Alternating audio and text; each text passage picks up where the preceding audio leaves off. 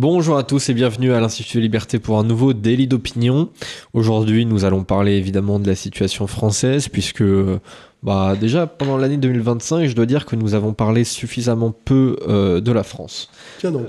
Oui, parce que en même temps, il se passait pas grand-chose, il faut dire. On n'avait rien à dire avec Bayrou, il se passait rien. Voilà, Bayrou est arrivé au poste en décembre 2024, donc il a fait en gros l'année 2025 jusqu'ici, et pour ainsi dire, il a rien fait. Alors c'était un peu reposant pour l'esprit, parce que finalement, parfois quand il se passe quelque chose en France, c'est pas toujours une bonne nouvelle, mais enfin, on continuait tout de même notre lente pente descendante, et donc il n'y avait pas grand-chose de particulier à commenter chaque semaine. Pour une fois, il y a quelque chose à commencer, c'est-à-dire que en vigueur depuis 1958, la Constitution de la Ve République prévoit par son article 49 alinéa 1 le vote de confiance du gouvernement, par lequel le gouvernement, donc à son initiative, demande un vote de confiance à l'Assemblée nationale. S'il n'obtient pas cette confiance d'un point de vue majoritaire, eh bien, il doit démissionner. C'est la première fois dans l'histoire de la Ve République qu'un gouvernement tombe sur cet article-là. D'habitude, c'est sur un 49.3 ou sur une motion de censure. On a vu ça pour le gouvernement Barnier. Donc voilà, c'est la première fois en 67 ans d'existence de la Ve République et donc de cet article 49 alinéa 1 qu'un gouvernement tombe là-dessus. Et donc voilà, on se retrouve sans gouvernement. Bayrou donc doit démissionner. C'est peut-être une bonne nouvelle, non? Oui, c'est peut-être finalement une bonne nouvelle. C'est comme en Belgique où ils n'ont pas eu de gouvernement pendant 3 ans, ça n'a jamais marché aussi bien, quoi. Bien sûr, bien sûr. Et donc Bayrou nous a servi un discours de 45 minutes que j'ai suivi. Alors, ce garçon est héroïque. Sur un discours de Bayrou, moi. Alors... En toute honnêteté, je n'aime pas du tout Bayrou et bien sûr, il est coupable de toute sa carrière en termes d'incompétence. D'un excès de courage. Voilà, mais je dois dire que pour une fois, il a dit quand même quelques vérités importantes avant de partir. Finalement, en fait, le ton du discours laissait bien sûr entendre qu'il connaissait déjà le résultat de ce vote. Et donc finalement, il a décidé d'adresser quelques vérités. Il s'est pas adressé d'ailleurs par la nature de son discours qu'à l'Assemblée nationale, mais je trouve que c'était un discours aussi un peu adressé à la nation, qui était bien sûr très à cheval sur la notion de la dette. Il a rappelé quelques vérités générales sur l'agrandissement de l'accroissement de notre dette par rapport à notre PIB, et puis l'accroissement aussi des intérêts de la dette. Il a dit que voilà, aujourd'hui on était à plus de 60 milliards d'intérêts de la dette alors qu'on était en dessous des 50 en 2020, même en 2021, et qu'on allait progressivement, que l'année prochaine ça allait être 75 milliards et puis l'année d'après plus de 80 milliards, etc. si on continuait sur cette voie-là. Donc il faut rappeler, ça n'a aucune importance si l'ensemble de la dette était détenue en France, ça irait d'un certain nombre de Français qui payent les impôts à ceux qui sortent. Mais là, il ne faut pas oublier qu'il y a 50% de cette dette qui est détenue par l'étranger, sans doute plus. Même. 60. Donc ça veut dire que si c'est 60 milliards, il y en a 36 milliards qui filent et qui enlèvent du pouvoir d'achat, littéralement. Oui, absolument. C'est-à-dire donc c'est pas rien, quoi. Là. Oui, tout à fait. C'est pas un transfert du gouvernement vers les détenteurs nationaux de la dette. Enfin, du coup, 40% oui, mais 60% non. Et donc, ça veut dire que il a sorti cette notion de trappe à dette sans forcément la nommer. C'est-à-dire qu'il explique que chaque année, on produit de manière supplémentaire 50 milliards dans notre économie, mais qu'on en dépense encore davantage dans le paiement des intérêts seuls de la dette. Et donc ça veut dire qu'on perd littéralement plus qu'on ne produit, et toute cette richesse-là, on l'envoie justement à l'extérieur. Vous croyez qu'il écoute l'Institut des Libertés? Honnêtement, quand j'ai regardé son discours, je me suis dit, mais est-ce qu'il ne nous regarde pas de temps en temps? Je me pose la question. Parce que c'est des notions dont on a parlé depuis qu'on existe, littéralement. Bon, tout à fait. Donc voilà, un discours plein de vérité, mais aussi aussi plein de compromissions. C'est un constat d'échec. Bayrou termine sa carrière politique. Quelque part, c'est. Bayrou termine sa carrière politique, vous savez. Sanguinetti disait qu'il était un type rigolo, il disait qu'il y avait toujours un monde fou aux enterrements des hommes politiques, parce que tout le monde voulait savoir si le type était vraiment mort. C'était vraiment mort, parce que sinon ils reviennent toujours. Alors peut-être qu'il en a pas fini avec Pau, mais je pense que honnêtement au niveau national, là c'est fini. Là, je vois pas vraiment comment il peut... Mais peut-être que j'ai tort, hein, c'est une possibilité. Enfin bon, bref. Mais j'ai trouvé que c'était finalement quelque chose d'assez symbolique, parce que cet homme incarne un peu la 5e République, ou en tout cas ce qu'elle est devenue. Il a plus de 40 ans de carrière politique, à chaque fois à essayer d'arriver dans tel ou tel mouvement. Au départ c'était à l'UDF, et puis ensuite il a créé le MoDem, enfin bref. Et un peu à droite, un peu à gauche, les deux en même temps, pile au milieu, ni l'un ni l'autre, enfin bref. Et vous savez ce qu'on disait autrefois en France, on disait faux et aimable comme un Béarnais. Donc, j'espère qu'il n'y a pas trop de Béarnais qui nous écoutent. C'était un truc que j'ai entendu quand j'étais dans le Béarn. Ça devait être les Basques qui disaient ça, mais... sans doute, ouais. Rivalité locale, un peu. Peut-être les Gascons aussi. Donc, le Béarnais a la réputation d'être souple. Ouais. D'écouter les arguments des autres. C'est un peu ça, Bayrou. Donc oui, il nous assène plein de vérités. D'ailleurs, il parle de la dette depuis 30 ans. Hein. Déjà dans les années 90, il parlait de cette notion-là. Il votait tous les budgets. Et voilà, mais il votait tous les budgets. Enfin bref. Et derrière, il a voulu absolument arriver à Matignon. Il est resté 9 mois. Et puis finalement, il s'est pas passé grand-chose. Hein. Il a rien fait de particulièrement notable qui va nous sortir. Et surtout, il n'a pas. Ce qui m'exparaît extraordinaire avec tous ces hommes politiques, c'est qu'il parle de la façon dont il faut lever 40 milliards, 60 milliards, on n'en sait rien. Oui. Mais il n'attaque jamais le problème de front des dépenses de l'État. C'est-à-dire qu'il parle des recettes. Oui. Mais les dépenses de l'État, c'est un sujet complètement intouchable. Et on ne ferait pas croire, ayant été dans les affaires toute ma vie, que si vous êtes dans une entreprise et que vous dites, bon, on va couper les frais généraux de 10%, tout le monde s'en fout.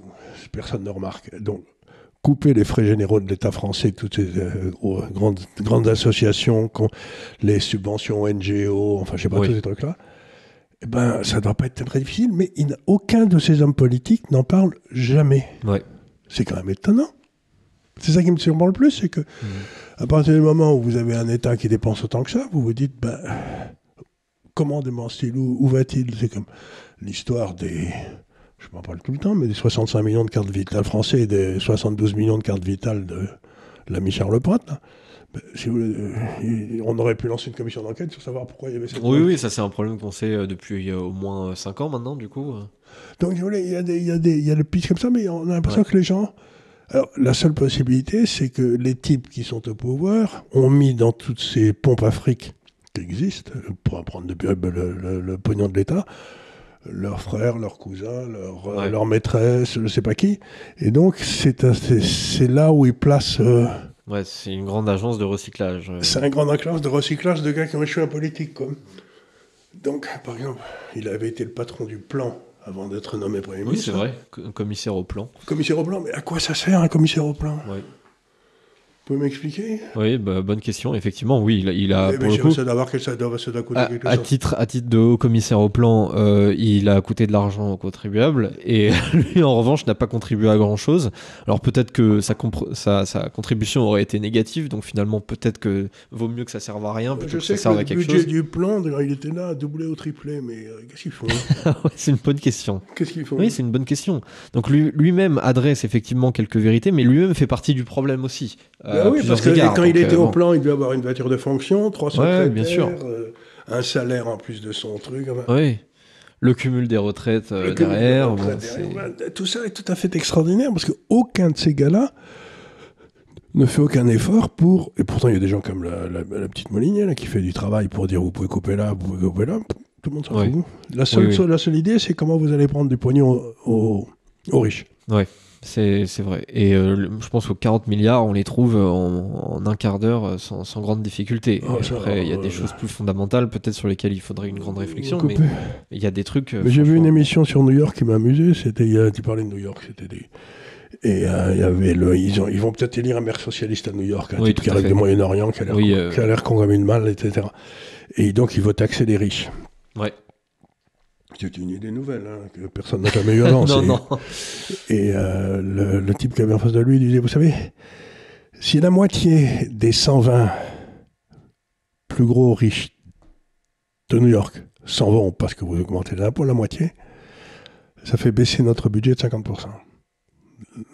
Notre budget fiscal. C'est-à-dire que les gens ne comprennent pas que ces gens riches, ils payent déjà un maximum. Oui.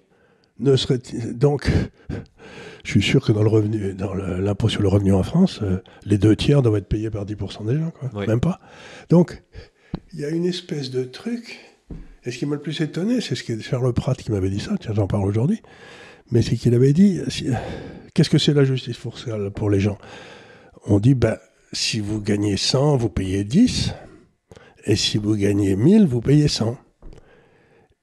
Et Charles Pratt leur a dit, vous savez que c'est le flat tax. Oui. Eh les Français trouvent le flat tax une très bonne idée. C'est une très bonne idée. Enfin, c'est une très bonne idée. C'est la meilleure justice fiscale qui soit. Vous payez en fonction de vos revenus, puis pas 3 fois plus. Il n'y a pas de raison de pénaliser le gars qui a plus bossé, quoi. Ouais. Eh bien, alors que tous les mêmes Français vont vous dire, non, il faut qu'il y ait la justice fiscale. Mais pour eux, c'est, vous payez là en pourcentage de vos revenus, quoi. Ouais. C'est marrant. Et donc, le Français a cette caractéristique extraordinaire des gens très intelligents. Il peut avoir 2 idées contradictoires à la fois dans la tête. Oui, c'est vrai. Ouais. C'est quand même bien, ça. Ça, c'est beaucoup à LFI, mais enfin, ailleurs aussi. Oui. LFI, eux, ils sont en boucle actuellement sur la taxe Zuckman. C'est-à-dire qu'ils voudraient que tous les patrimoines en France de plus de 100 millions d'euros soient taxés chaque année à hauteur de 2%, pas de ce qu'ils ont gagné, mais du patrimoine dans son entièreté.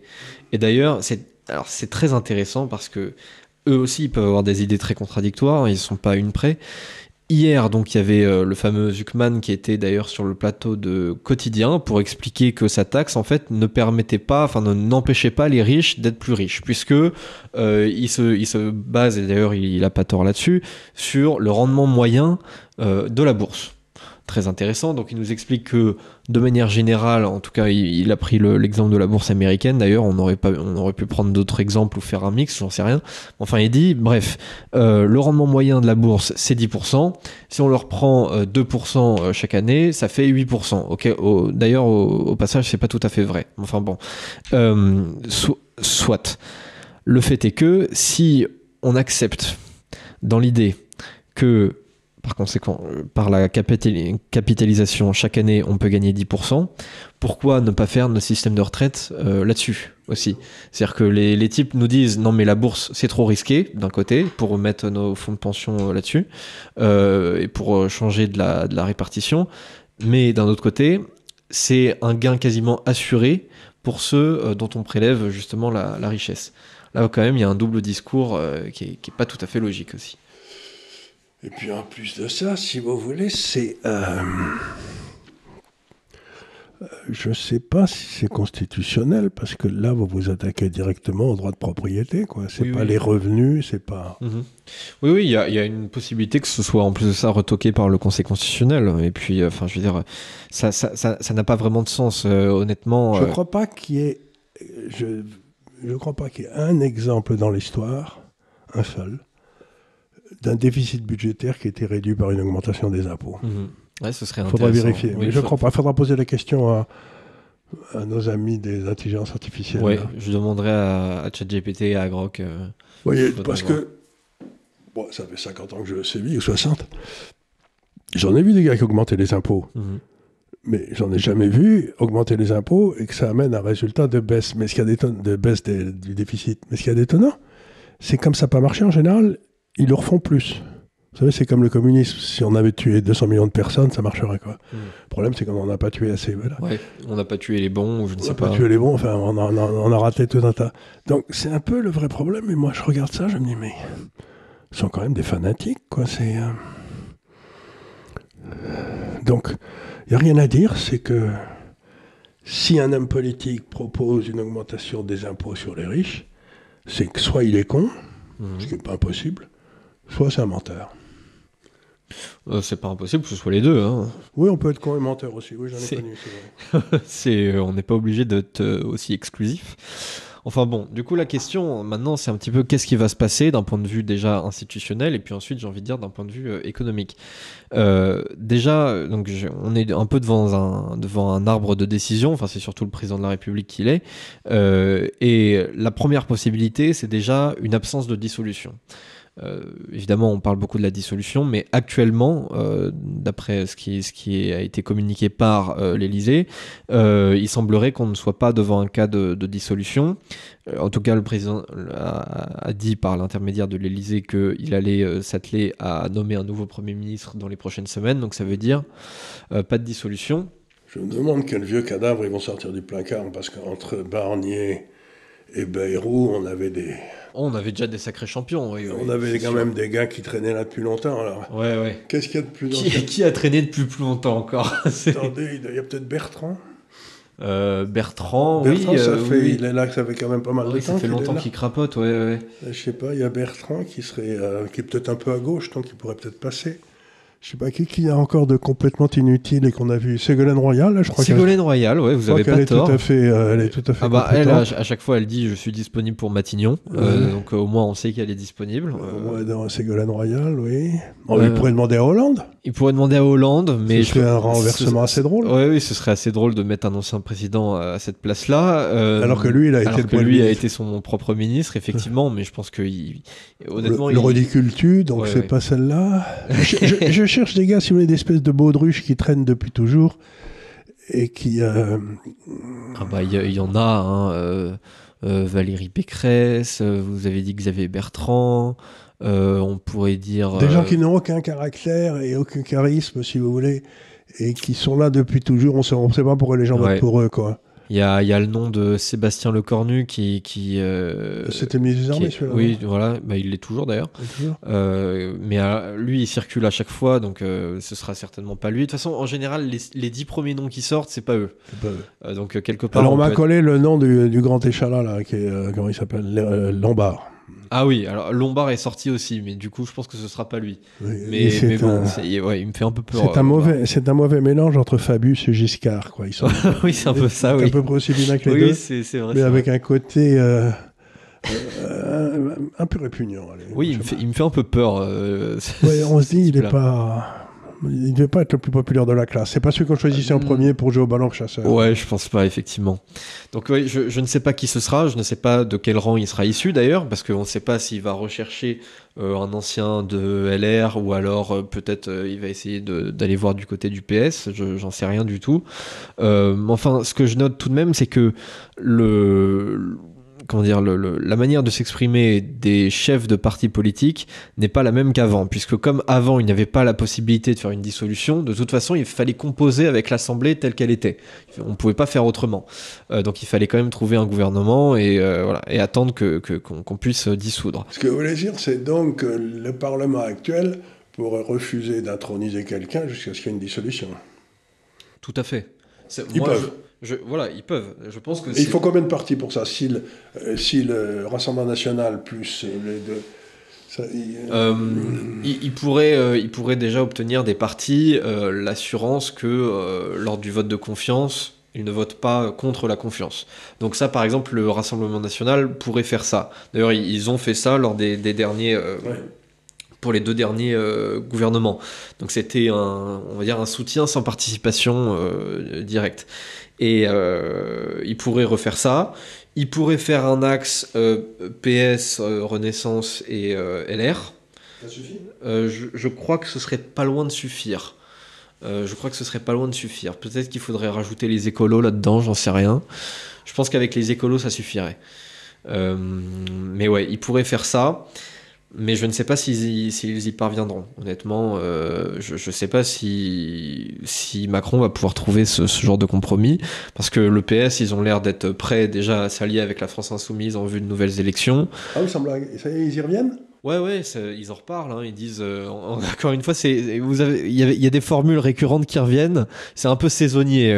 Quand on entend certains termes, certaines phrases, on sait que on se prépare à faire un petit accord électoral. J'avais un beau-père qui vivait à Pau, que j'aimais beaucoup, quand il voyait des travaux municipaux commencer, il disait « Ah, les élections s'approchent ». Ah, bah c'est un peu la même chose. C'est un peu la même chose. Donc quand on entend de la part de classiques du PS des phrases comme plutôt Hitler que le Front Populaire, des choses comme ça, c'est qu'ils se préparent déjà à dire le danger principal, c'est le Rassemblement National. Il faut absolument empêcher une victoire du Rassemblement National. Donc je m'allie avec la France Insoumise. Quand bien même il y aurait des terroristes dedans, c'est pas très grave. Mais voilà, on entend ce genre de phrases. Vous comprenez pas bien, parce que être un terroriste pour une bonne cause, c'est être un résistant. Oui, bien sûr, bien sûr. Il faut que vous fassiez la différence une fois pour toutes entre résistant et terroriste. Bien sûr, bien sûr. Si vos enfants sont tués par un résistant, c'est beaucoup moins grave que s'ils sont tués par un terroriste. Non, bien sûr. Bah, il faut même en être fier quelque part. Voilà, bien sûr. Il faut que vous vérifiez un petit peu la qualité de votre vocabulaire. Parce que résistant et terroriste, c'est pas pareil. Hein. Effectivement, je suis pas encore bac plus 8 en France Insoumise, donc il faut que je me renseigne encore un peu. Mais oui, ils n'hésitent pas à soutenir des libérations comme Georges Abdallah, des types comme ça, qui sont tout à fait bienvenus dans mon salon. Donc, deuxième option, absence d'accord de gouvernement et article 16. C'est-à-dire, au lieu de faire une dissolution, et bah hop, vous savez quoi, c'est moi qui prends tout. Donc, article 16, il n'a pas été actionné depuis le général de Gaulle. Depuis la révolte des généraux, non ? Depuis la révolte des généraux, absolument. Donc, c'était en 62... 61 même, ouais. Donc voilà, lorsque les institutions de la République, l'indépendance de la nation, l'intégrité de son territoire ou l'exécution de ses engagements internationaux sont menacées d'une manière grave et immédiate et que le fonctionnement régulier des pouvoirs publics constitutionnels est interrompu, le président de la République prend les mesures exigées par ces circonstances après consultation officielle du Premier ministre. Rien de tout ça n'est le cas. Rien de tout ça n'est le cas, mais après avec Macron, j'ai l'impression que... Surtout avec le Conseil constitutionnel. Oui, avec le Conseil constitutionnel, je n'ai aucun doute que ça passerait sans aucun problème. Donc ça, en tout cas, on en a parlé brièvement hier. Ça, c'est un peu votre scénario, pas de préférence, mais enfin, vous pensez que c'est peut-être le scénario le plus probable. Le plus probable, c'est le plus probable. Et puis en plus, s'il pouvait nous amener à une guerre en même temps, je sais pas, avec la Russie, ce serait le pied. Oui, en plus, il pourrait, à mon avis, y prendre sacrément goût à cet article 16. Hein. Voilà, c'est qu'à ce moment-là, il pourrait être comme... le Zelensky, là, si vous voulez, qui n'a pas été élu, enfin, qui a été élu pour 4-5 ans et qui est toujours là 3 ans après, quoi, après que son mandat soit terminé. Donc, quand le pays est dans une situation très difficile, est-ce bien raisonnable d'organiser des élections, quoi ? Oui, c'est pas faux. Je sens que vous avez faire parler le peuple dans des moments où il n'est pas vraiment mûr. Oui. C'est l'amener à prendre des décisions qu'il va regretter après. Finalement, donc pour le bien du peuple, les élections... Est-il jamais mûr finalement, hein, c'est une possibilité. Peut-être que... c'est ce que disait ce brave Coluche. Si les élections servaient à quelque chose, il y a longtemps qu'il les aurait interdites, mais oui. Il faut pas oublier ça. je ne désespère jamais en vous avez raison, moi je pense que... Mais je crois de moins en moins aux élections pour des hommes, et de plus en plus aux élections sur des sujets précis, où on me demanderait mon avis et je serais vaguement compétent. Ouais.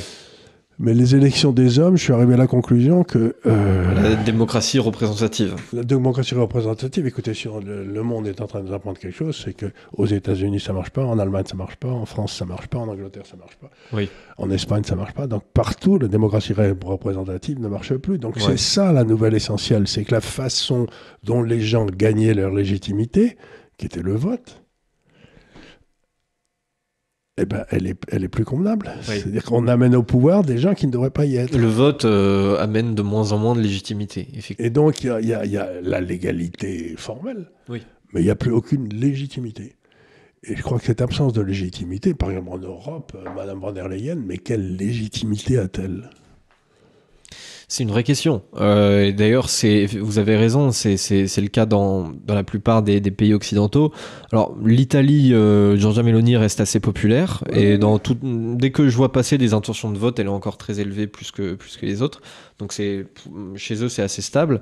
En Angleterre, on a bien vu... au Royaume-Uni, on a bien vu que Keir Starmer était un recordman de rapidité en termes d'impopularité. Les gens qui sont avec lui sont tous plus plus incompétents les uns que les autres. Ouais. La ministre des Finances qui fait des quasi-fraudes fiscales, là, on ne faut pas déconner. Quoi. En France, on a réussi l'exploit de réélire Emmanuel Macron en 2022 et de le détester aussitôt. Finalement, on le détestait avant, on le redéteste après, on l'a élu entre les deux. C'est quand même assez formidable. Mais c'était pendant qu'il y avait le début d'une guerre, le Covid. C'est vrai. Alors, c'est vrai que la guerre en Ukraine l'a bien aidé, effectivement.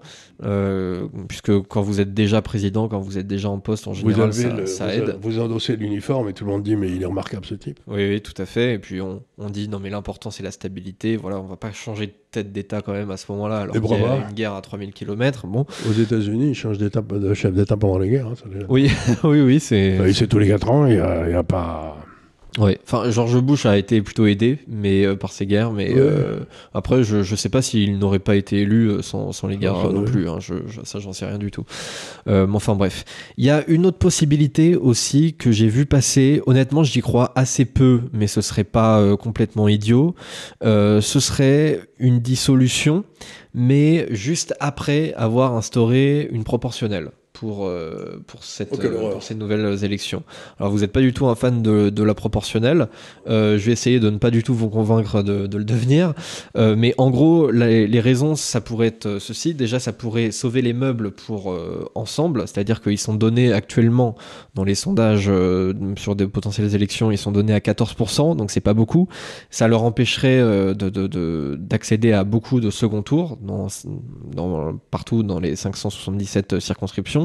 Donc derrière, ils pourraient être absolument décimés. Donc s'ils sont en proportionnel, au moins ils peuvent avoir 14% des sièges, en tout cas si on est en proportionnel intégral.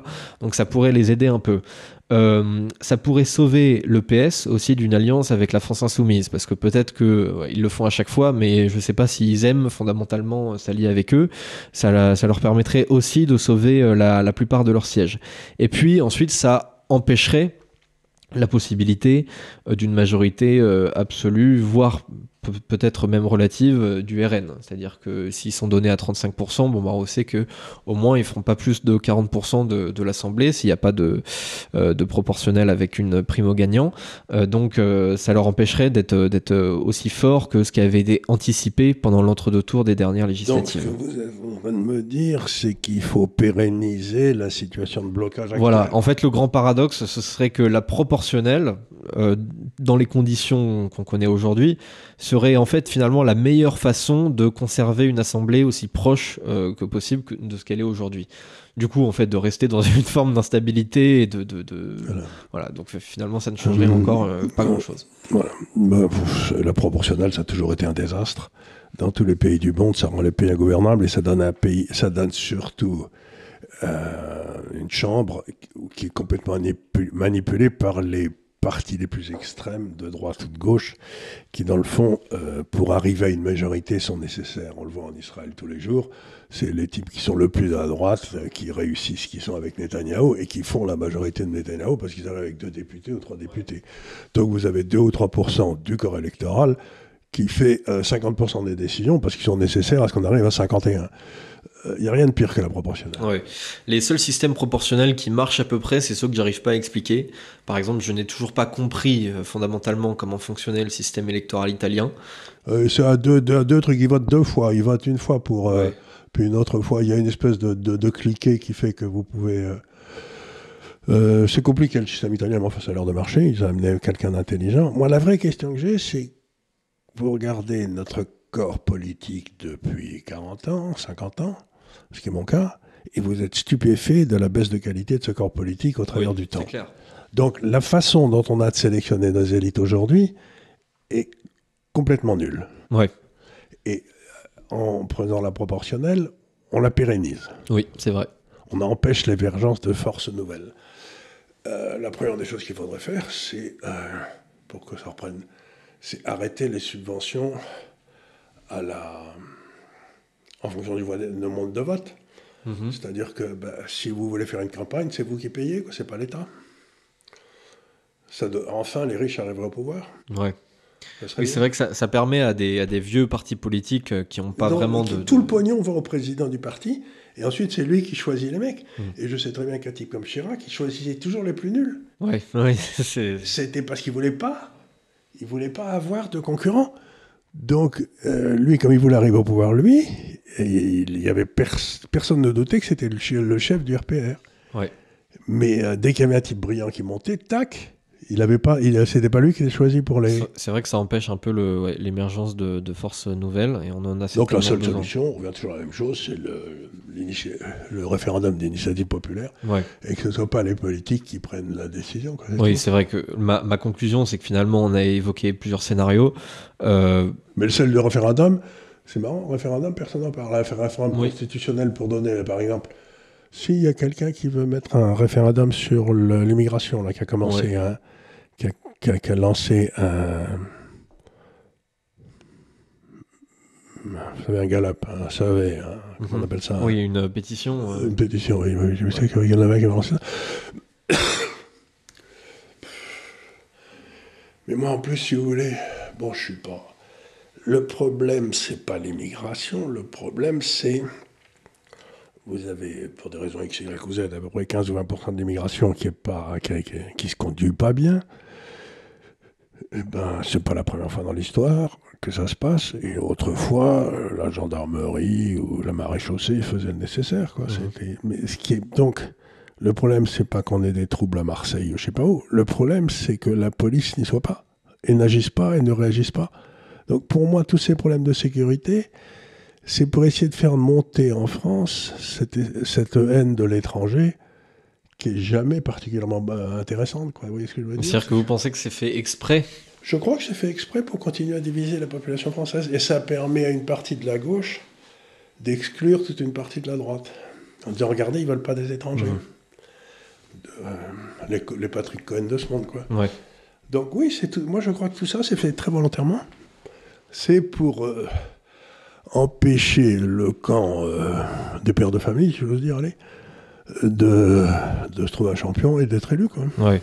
Parce que quand même, on retrouve dans la plupart des pays occidentaux, quand on a des immigrations similaires, on retrouve un peu partout que les mêmes causes produisent les mêmes effets. Les mêmes effets, oui, mais là, ce qu'il y a d'étonnant, si vous voulez, c'est que vous allez en... Bon, la France, c'est le pays qui a la plus grosse immigration arménienne du monde, quand même. La plus grosse immigration italienne, la plus grosse immigration vietnamienne, la plus grosse immigration chinoise, la plus grosse immigration juive et la plus grosse immigration musulmane. Donc, le problème, c'est pas l'immigration. Ce que disait Jacques Ellul, qui était un homme pour lequel j'avais le plus grande estime, il disait qu'il était un homme de gauche, protestant, professeur à Sciences Po, un homme tout à fait éminent, qui a écrit des livres tout à fait remarquables. Et lui, il disait quelque chose qui m'intéressait beaucoup, c'est qu'il disait, moi je suis pour toutes les immigrations, sauf l'immigration musulmane, parce qu'elle est fondée sur la violence. La civilisation musulmane est fondée sur la violence, donc ça, c'est pas acceptable. Et on retrouve un homme comme Karl Popper aussi, vous savez que j'ai aussi beaucoup lu, qui était un homme aussi sur la société ouverte. Soros en parle tout le temps, mais il n'a rien compris. Et il disait que le vrai problème de la société ouverte, c'est qu'il fallait être totalement intransigeant avec les intransigeants. Vous voyez ce que je veux dire? C'est que il disait, s'il y a des gens qui n'acceptent pas les fondements de la civilisation dans laquelle ils rentrent, il ne faut pas les accepter, il faut les virer. Et c'est ce qu'avait fait Locke aussi au XVIIe siècle. Lui, il avait écrit donc ce qui a permis le libéralisme pendant 3 siècles ou 4 siècles. Et Locke disait quelque chose de très intéressant. Il excluait de ce corps national les catholiques, parce qu'ils obéissaient à un type qui était à l'extérieur du pays.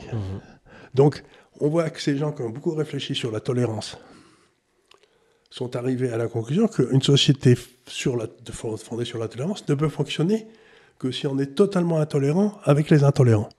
Oui, c'est le paradoxe de la tolérance. Oui. C'est le paradoxe de la tolérance. Et ben, c'est à ça auquel on arrive. Je suis bien persuadé qu'il y a 80% des musulmans qui sont tolérants. Peut-être pas, mais comme ça, parce qu'ils sont des braves gens. Mais s'il y en a 20% qui sont intolérants... Oui, ça reste énorme. Ça reste énorme, mais il faut les envoyer peut-être, je sais pas où, à Gaza, tiens. Je sais pas s'ils ont envie d'y aller.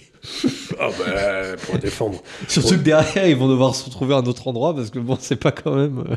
Pour défendre l'Oumma, on sait pas ce qu'ils pourraient faire. Non, mais je blague, là, mais... Enfin, c'est pas très drôle, d'ailleurs, mais...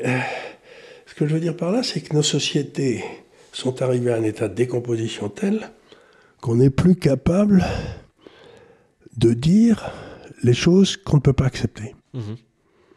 Si vous dites les choses que vous n'êtes pas prêt à accepter, vous êtes intolérant. Oui. Et puis, il y a quelque chose, en fait, sur... le discours de gauche consiste d'abord à nier un phénomène. Le premier phénomène qui est nié dans l'histoire de l'immigration, c'est le fait qu'il y a des gens qui n'ont pas les mêmes cultures, les mêmes cultes que nous, et que donc cela va modifier en fait la nature de l'ADN un peu de cette société. Cette première chose a été niée. Aujourd'hui, on n'en est plus tellement à nier ce fait-là, mais on en est finalement à dire, bah maintenant, ces autres cultures font partie quelque part de la culture française, et donc la culture française, c'est aussi défendre ces cultures-là, et donc on ne peut plus les mettre dehors, puisqu'en fait, ils font partie de cet ensemble qui a été modifié par le fait que, voilà. Et toutes les sociétés multiculturelles dans le monde, dans l'histoire, se sont toujours terminées par des guerres civiles. Oui, mais là, aujourd'hui, je constate, en tout cas du point de vue des réseaux sociaux, parce que c'est un peu comme ça que je m'informe pour ce qui se passe à l'international. Je ne peux pas me rendre à Londres ou à Dublin ou à Milan ou je ne sais où comme je veux. Mais ce que je vois, c'est en Europe occidentale et aux États-Unis aussi, mais beaucoup en Europe occidentale en ce moment, un discours anti-immigration, mais d'une intensité comme je ne l'ai jamais vu. Et comme beaucoup de gens qui sont beaucoup plus vieux que moi ne l'ont jamais vu non plus. Il y a vraiment un ras-le-bol. Là, en Grande-Bretagne, c'est assez important. Oui, parce que maintenant, en Grande-Bretagne, il y a un phénomène. Je suis la Grande-Bretagne, j'ai habité 25 ans. Il y a un phénomène auquel je ne m'attendais pas. C'est que les tribunaux, il commence à y avoir 2 lois. Une pour les immigrés et une pour les Anglais. Et les Anglais, ils partent en prison, les immigrés, ils partent avec des subventions. Alors, ça finit par agacer les Anglais qui sont sensibles quelque part à une certaine égalité devant la justice. Ben non, pas du tout. C'est-à-dire que d'un côté, si vous êtes pakistanais ou je ne sais quoi, vous pouvez ne pas forcément avoir de problème après avoir violé des jeunes adolescentes en réunion. En revanche, si vous êtes un Anglais natif et que vous avez critiqué le gouvernement, là sur Facebook, là c'est un peu compliqué. C'est très embêtant. Et je vois ça partout. Et ça me... Et c'est très curieux parce que, par exemple, les Anglais se baladent maintenant un peu partout sur leur voiture avec des drapeaux, avec la croix de Saint-Georges. Là, bon, c'est le drapeau anglais. Le drapeau d'Angleterre. Le drapeau, pas d'Angleterre, le drapeau anglais. Je veux dire de la partie anglaise du royaume. Oui, bien sûr. Anglais, pas du Royaume-Uni. Pas du Royaume-Uni. Donc ils ont ça, ils se baladent partout avec. Et qu'on les arrête, mais si vous vous baladez avec un drapeau palestinien, personne ne vous arrête. Non. Donc on arrive à une espèce d'inversion des valeurs où un type qui se balade avec un drapeau français, on l'envoie en prison, et un type qui se balade avec un drapeau palestinien, on le décore de la Légion d'honneur. C'est-à-dire c'est extraordinaire cette espèce d'inversion de façon de penser. Je sais, on a l'impression que ça a commencé à gauche il y a une 30aine d'années avec le mouvement woke et tout, où tout ce qu'on considérait comme normal dans le passé est devenu condamnable. Ouais. Et tout ce qui était considéré comme anormal est devenu... il y a une protection des gens que dans le passé on aurait considéré comme un peu bizarre, qui s'est accrue de façon considérable, et une attaque contre les gens normaux qui est devenue aussi constante. Je ne sais pas d'où ça vient, cette espèce d'inversion, et pourquoi. Je pense que, en tout cas, la manière, je trouve c'est assez pertinent, la manière dont explique ce phénomène Philippe Fabry, c'est le fait que la société, finalement, a été faite par une certaine population à laquelle nous appartenons. Et ensuite, il y a des millions de personnes qui viennent d'ailleurs et qui ne sont pas forcément d'accord de leur point de vue avec la façon dont la société a été faite. Et il y a 2 choses différentes. Il y a une société qui évolue en gardant le même peuple, puisque évidemment ça arrive. La France, bien sûr, a évolué en plusieurs siècles. Sur les homosexuels, sur tout ça, on a évolué beaucoup, oui. Voilà. Et finalement, il y a une sorte de contrat qui, du point de vue des immigrés ou des descendants d'immigrés, n'est pas juste de leur point de vue, puisque eux participent à une société dont ils n'ont pas validé eux-mêmes les fondements. Et donc, quelque part, il faudrait revoir les fondements de la société pour que on se mette d'accord. Ils sont partis de leur société parce que les fondements qu'ils avaient empêchaient la société de fonctionner. Oui. Donc ils veulent nous coller chez nous des fondements qui vont aussi s'écrouler. Oui, mais c'est pour ça que je vous dis que vous regardez l'immigration chinoise, personne n'entend en parler. Au bout d'une génération, ils sont tous à Polytechnique. Enfin, j'exagère, mais... Et donc, vous retrouvez partout et toujours le truc que disait, encore une fois, Jacques Ellul. Il avait fait, je crois, 3 jours de débat à Bordeaux, c'était dans les années 80, je crois. Il faudrait que je retrouve. Avec le recteur de la mosquée de la Mecque, de la mosquée du Caire, oui, Alcazar, je sais plus quoi. Et pour savoir si la religion musulmane était compatible avec la démocratie. Et ils étaient arrivés tous les deux à la conclusion, en rendant leurs résultats, tous les deux étaient d'accord que la religion musulmane n'est pas compatible avec la démocratie. Alors, le confucianisme est compatible avec la démocratie, enfin il y a des tas de choses qui sont compatibles avec la démocratie, mais apparemment la religion musulmane ne l'est pas. Si la religion musulmane ne l'est pas, il faut peut-être faire ce que recommandait justement Jacques Ellul, c'est-à-dire de dire, il y a des émigrés qu'on accepte, je sais pas, les Philippins, et puis des émigrés qu'on n'accepte pas. Ouais. Je sais pas. Mais j'ai entendu un jour Juppé, qui est quand même l'énorme roi des cons, qui a foutu en l'air la médecine française avec ses quotas et tout. Et Juppé a tenu un discours pour dire, écoutez, si la religion musulmane n'est pas compatible avec la démocratie, ce qu'il y a devant nous, c'est un désastre. Donc on ne peut pas discuter cette... Oui, donc on ne peut pas arriver à la conclusion que ce n'est pas compatible avec la démocratie. On ne peut pas... Parce qu'autrement, ce sera un désastre. Qui est refusé dès le départ. Oui. En fait, on ne peut pas concevoir qu'on se soit trompé. Voilà. Donc, si on s'est trompé, c'est qu'on ne s'est pas trompé et que simplement, c'est le constat qui est mauvais. Voilà. Mais la vraie question de nos démocraties aujourd'hui, quand on voit le monde musulman, c'est de dire, est-ce que c'est compatible avec la démocratie ? Non, mais on voit bien qu'il y a un manque de miscibilité de ces cultures-là. Et d'ailleurs, il ne s'agit même pas d'ailleurs de se haïr ou quoi que ce soit. C'est simplement dire que nous sommes juste trop différents, visiblement, par la théorie et par l'expérience, puisque voilà, on peut bien sûr bien s'entendre, et je le fais moi-même, et je connais de manière individuelle, il n'y a aucun souci. J'ai, à titre personnel, je crois que j'ai jamais eu de problème personnel avec un musulman, voilà. Mais je constate que les sociétés européennes n'arrivent pas à cohabiter avec les sociétés arabo-musulmanes, tout simplement. Voilà. Donc c'est ça la vraie question, c'est la question qui pose, c'est la question auxquelles on ne veut pas répondre dans les élections, qu'on ne veut pas poser dans les référendums. C'est la question essentielle. C'est, par exemple, moi, si on me pose une question sur l'immigration, je suis favorable à l'immigration. Mais comme le dit Jacques Ellul, l'immigration musulmane, c'est pas la même immigration. Ouais. C'est pas... Donc, quand on me dit que je refuse l'immigration, je dis c'est pas vrai du tout. Et puis il y a aussi une conception qui pour le coup est assez française de l'immigration, c'est-à-dire qu'on peut considérer que on peut avoir besoin de l'immigration dans certaines industries ou j'en sais rien.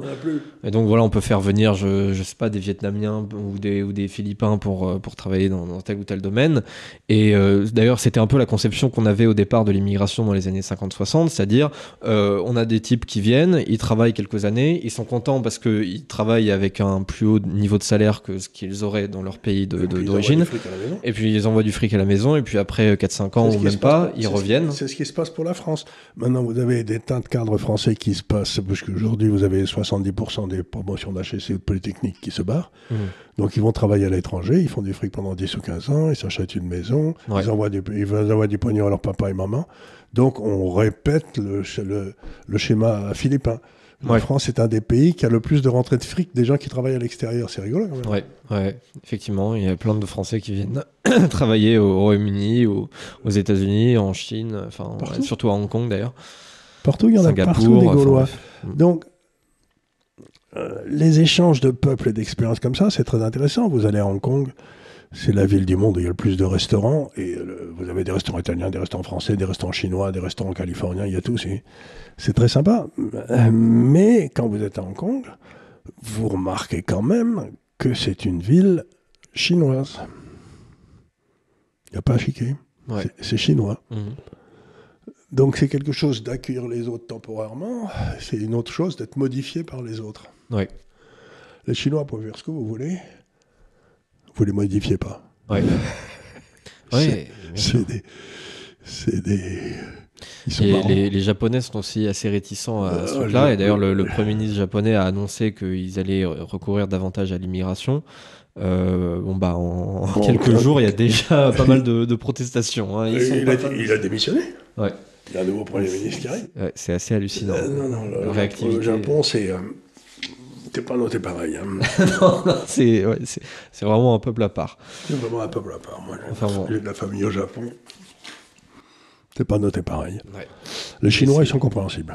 Pays assez fascinant, hein, le Japon. Oui, on ne sait pas, ils sont arrivés de Mars il y a à peu près 3000 ou 4000 ans, mais on ne sait pas d'où ils viennent, mais ils ne sont pas comme tout le monde. Ils sont pas comme tout le monde. Peut-être d'une autre planète, ouais. Enfin bon. Les échéances à suivre. Derrière, nous n'avons pas seulement des échéances... Qui va essayer de nommer le président, là, qui va nous coller? Ça, je sais pas. Hein. J'en sais rien.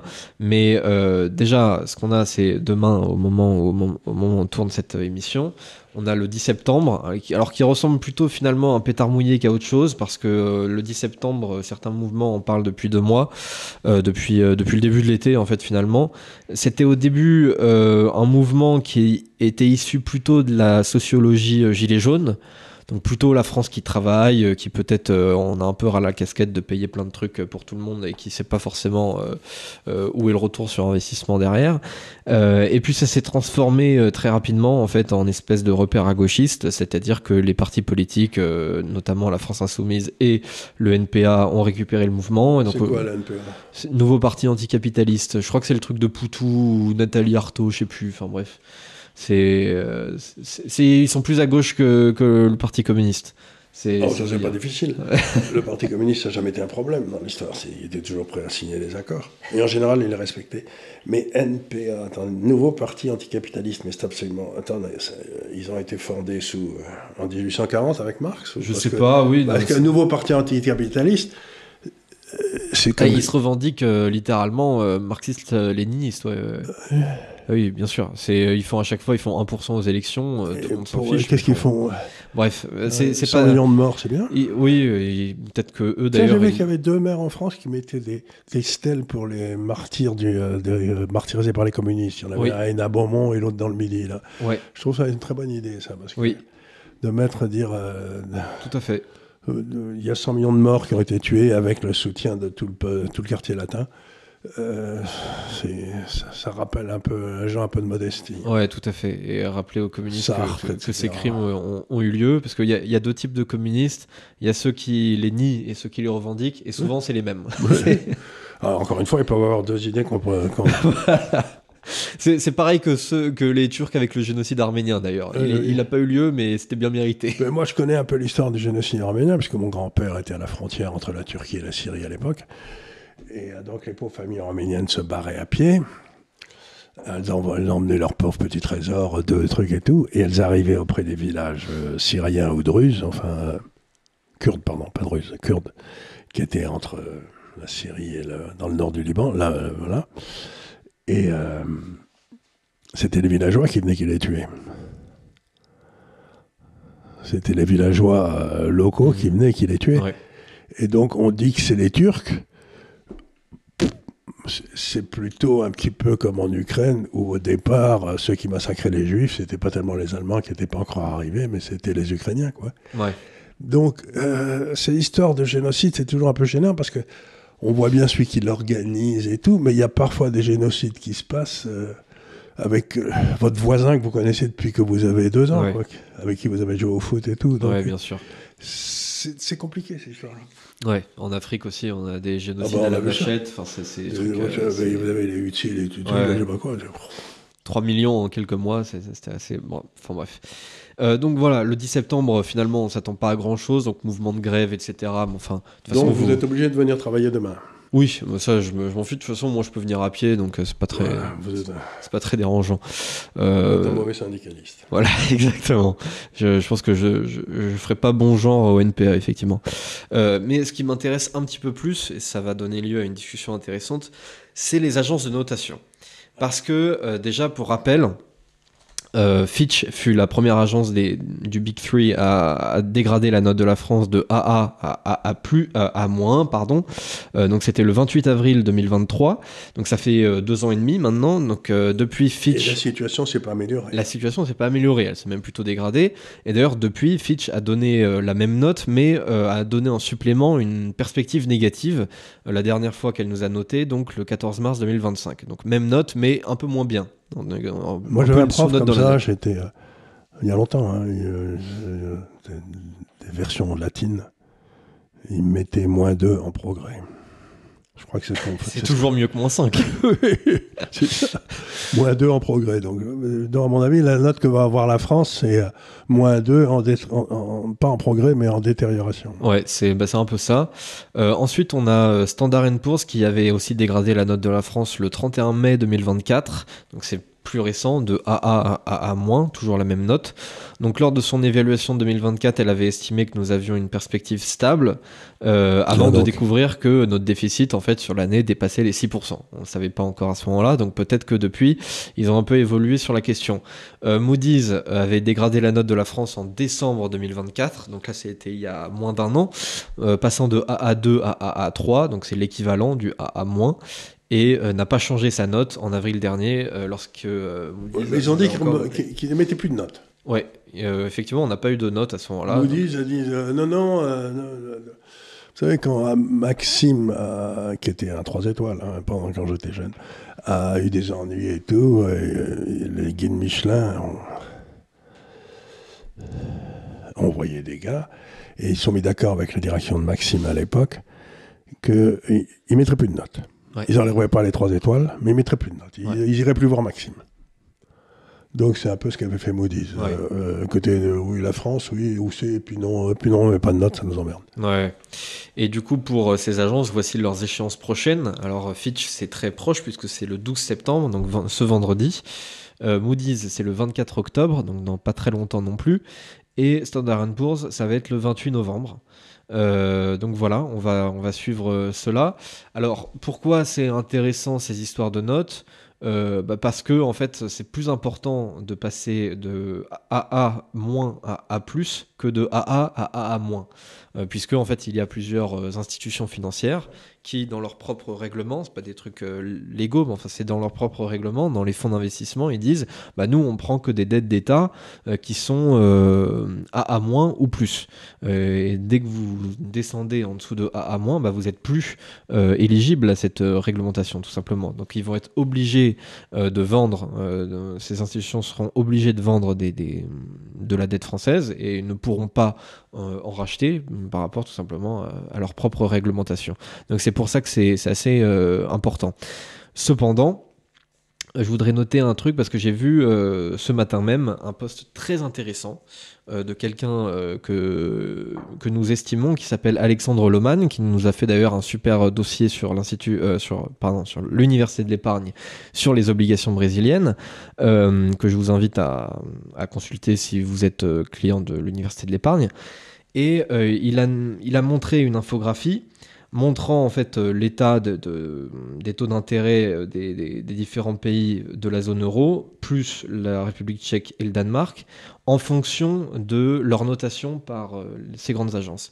Donc on voit évidemment que plus la notation est basse, plus les taux sont élevés, mais la France est au-dessus déjà de cette ligne de tendance, c'est-à-dire que finalement le marché semble pricer déjà, c'est-à-dire prendre déjà en considération le fait que la France a finalement une dette dont la notation devrait être quelque part entre A et BB-, BBB-.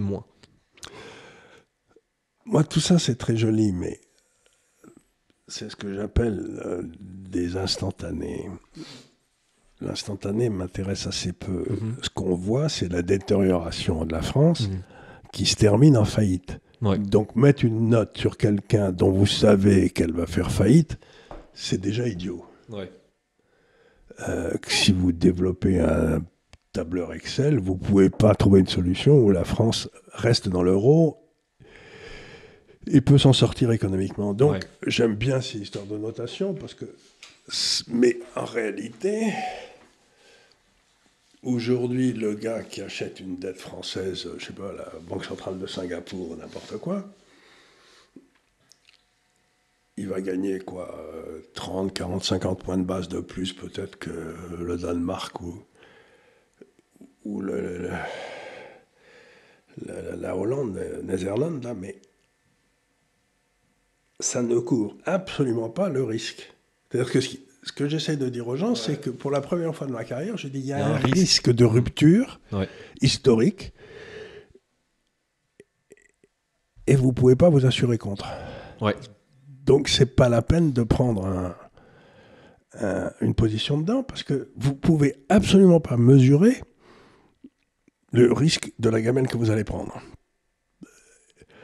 Et ça me fait vraiment penser aux gars à Constantinople là, qui discutaient sur les sexes des anges, savoir si la France est BBB+, ou A1, ou j'en sais rien. Je m'en tape complètement. Ce que je sais, c'est que si elle continue sur la trajectoire sur laquelle elle est depuis 30 ans, la sortie est... Quand est-ce que... Donc, la France, c'est F. Vous y mettez pas les pieds. Ouais. Et je suis sûr qu'il y a des tas de vieux géants qui raisonnent comme moi, en disant je n'ai rien à foutre de ce qu'ils disent tous ces gars. C'est-à-dire quand la crise de 2008-2009 est arrivée, ils n'avaient rien vu venir et ils se sont mis dans une panade noire. Ouais, donc, ces trucs-là, c'est pour juger des choses qui vont rester dans l'état normal. Oui. Mais je ne suis pas sûr qu'on sera dans une période où les états normaux vont se maintenir. Ouais. Moi, je ne crois pas du tout à ces trucs-là. Ouais.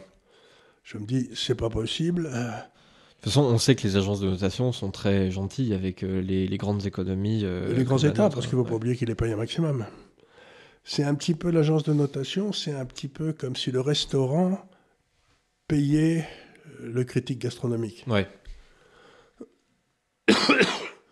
En principe, c'est le client qui paye le critique gastronomique. Normalement, on appelle ça un conflit d'intérêt. Un conflit d'intérêt, il y a un léger conflit d'intérêt. Ouais, donc, si vous avez les 2 tiers de votre fortune de votre truc qui viennent de l'État français, ben... Oui, c'est sûr. Vous serez gentil avec l'État français. Donc, tout ça, c'est le résultat de paresse. Ouais. Ce que je veux dire, c'est quand j'étais jeune, il y avait eu un truc qui avait fait faillite à Philadelphie, qui était une énorme société de services publics, d'ailleurs, qui avait fait sauter. Et puis, il y avait un gars qui était dans un fonds de pension, je ne sais pas où, qui avait vendu, dans les semaines qui précédaient, toutes les obligations de ce fonds, de cette société. Alors, on a dit, il a eu des inside information. Donc, il a été poursuivi en disant, vous avez vendu avant, pourquoi, etc. Il a dit, vous savez, moi, je ne suis pas plus bête qu'un autre, mais l'écart des taux entre la société que j'ai vendue et les autres sociétés similaires ne cessait de monter. Ouais. Donc, je me suis dit, il a des problèmes de trésorerie, je vends. Mais faites ça entre la France et le Danemark, la France et là, et vous verrez que les écarts des taux ne cessent de monter. Donc, tout à fait. Quoique pas on s'en fout de tous ces trucs-là. C'est des trucs, vous savez, il y a la finance réelle et puis il y a la finance réglementaire. Ouais, bien ça, sûr. C'est la finance réglementaire, c'est la meilleure façon de perdre du pognon. Justement, la finance réelle, elle, ne prend pas tellement en compte les informations de la finance réglementaire. Voilà, la France a déjà été dégradée dans le marché. Et pas que pas que à A+, mais elle est déjà au même niveau que l'Italie à peu près. Et pourtant l'Italie va mieux, parce qu'ils ont des excès dans des comptes courants et un excédent primaire aussi dans leur budget. C'est sûr, ils sont sur une meilleure trajectoire. Il n'y a pas de doute. Donc si vous voulez, plus je vieillis, et Dieu sait que ça m'arrive, plus je vieillis, et moins je fais attention aux chiffres officiels, inflation, etc. Oui. Et plus j'essaye de regarder les prix de marché. Les données de marché, oui. Parce que les prix de marché... Le marché est plus efficient et plus rationnel. Et surtout, les gens jouent avec leur fric. Oui. Ils sont pas en train de... Oui, c'est sûr. Standard & Poor's, qu'ils notent à moins, ou j'en sais rien, quelle que soit leur note à la fin... Si les problèmes de fond de la France sont pas traités, ben, un jour, on sera C, c'est-à-dire junk. Ouais. Comme l'a été l'Argentine, puis voilà, c'est tout, quoi. Donc... Et ça veut dire que les gens qui utilisent ce genre de notes ont la flemme de regarder eux-mêmes. Ah oui, bien sûr. Non, mais utiliser cette note pour guider ses investissements, ah non, c'est... Mais c'est ce qu'ils font tous. Ouais. Parce que c'est sur ces notes aussi que sont basées les réserves obligatoires que vous devez mettre. Oui, c'est vrai. C'est-à-dire que... Ça encore, c'est des trucs réglementaires. C'est-à-dire des trucs qui sont... Donc, vous avez des fonds qui sont obligés d'avoir 40% d'obligations. Voilà. Donc, il y a toute une partie de la finance où c'est pas des prix de marché. Oui, c'est des trucs réglementaires. C'est des trucs réglementaires. Et dès que je vois ça, moi, je me dis, ouh... Vous êtes obligé d'avoir du junk bond. Donc, pour conclure sur la France, moi, ce que j'essaie de dire, c'est que pour la première fois de ma vie, je me dis, il y a une possibilité non négligeable, non négligeable, qui est vraiment un énorme pet. Et pour la première fois de ma vie, je dis, je rentre dans un trou noir intellectuellement. C'est-à-dire, je dis aux gens, vous ne pouvez pas me demander de faire une analyse en termes logiques d'une politique illogique depuis 30 ans. Oui.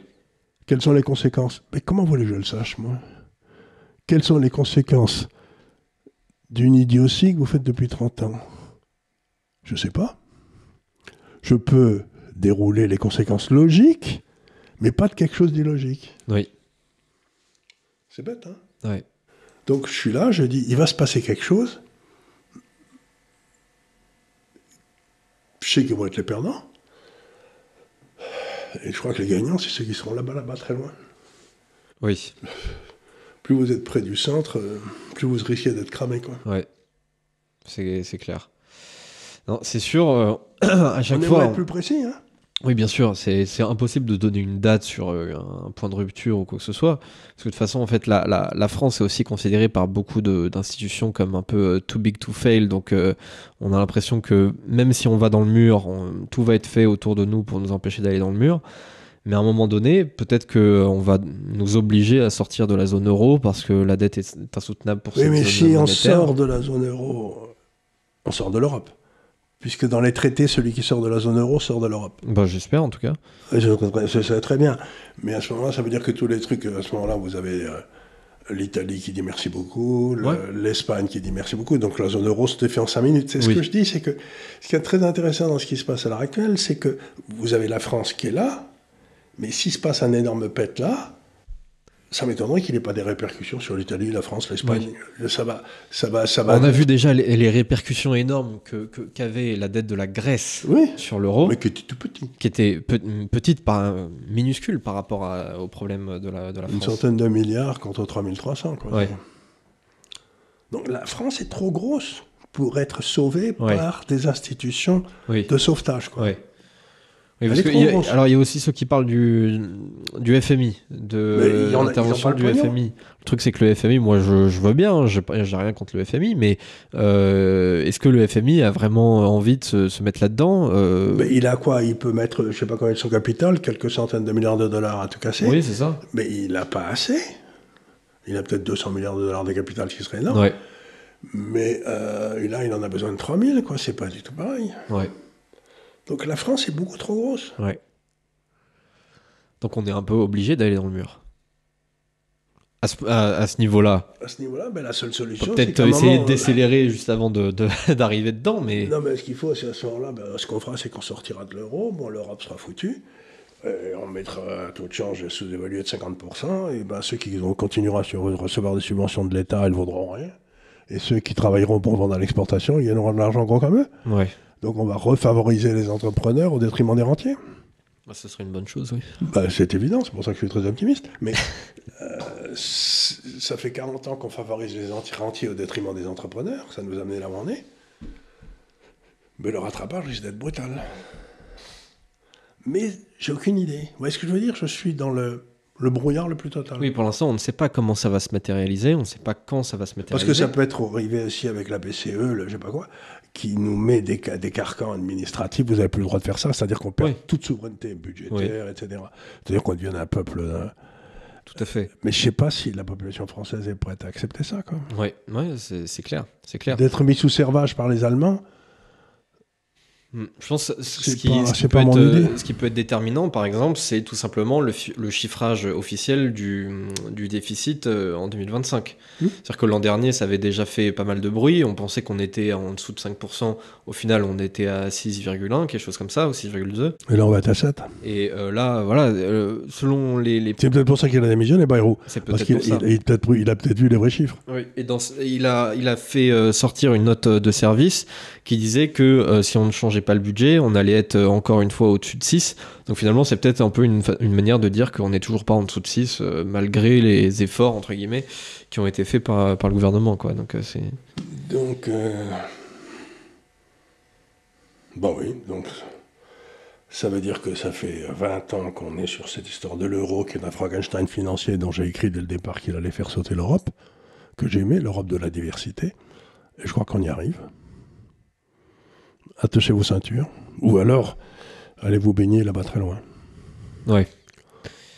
On en reparlera dans l'université de l'épargne. Oui, on en reparlera. On aura bien sûr l'occasion de le commenter, de le recommander. Mais ce qui est certain, c'est que les portefeuilles qu'on a recommandés ne seraient pas tellement impactés par ça. Non. Justement, sur cette année, alors déjà, on a une performance correcte, et puis en plus de ça, on a une performance qui a été impactée très négativement par une hausse de l'euro qu'on n'avait pas vu venir. Dans ce cas-là, n'aurait plus lieu. Oui, dans ces cas-là, serait loin d'avoir lieu. Et à ce moment-là, on aurait des meilleurs pourcentages que les Américains et le reste du monde dans notre monnaie locale, puisque, voilà, forcément. Enfin bref, j'ai envie de dire, tout ce qu'on dit, on l'a déjà diagnostiqué auparavant, on a déjà dit qu'on allait dans le mur, on ne sait pas quand. J'ai envie de dire, c'est l'expression que vous sortez souvent, vaut mieux une fin horrible qu'une horreur sans fin. Donc on espère que ça arrivera le plus vite possible, même si ce sera forcément un moment difficile à passer. Mais au moins derrière, on pourra reprendre sur quelques basses scènes. Et je pense que c'est de ça qu'on a surtout besoin, et pas tellement ni d'un nouveau Premier ministre, ni peut-être même de nouvelles élections. Finalement, il vaut mieux peut-être un choc exogène que quelque chose qui vient de l'intérieur, vu les conditions qui nous sont proposées à l'heure actuelle. Voilà pour la France. Merci beaucoup. Ça peut paraître pessimiste, mais finalement, la finalité de toute cette histoire est finalement assez optimiste, puisque on a peut-être besoin de ça finalement pour se remettre sur des bons rails. Et on a quand même, encore une fois, je me répète, mais on a un pays formidable, et il serait temps de le remettre justement sur les bons rails. Je vous remercie bien sûr pour votre fidélité et puis pour votre attention, et je vous dis à très bientôt pour de nouvelles aventures sur l'Institut des Libertés, et aussi pour ceux qui nous suivent là-dessus sur l'Université de l'Épargne. Merci beaucoup. Merci mille fois.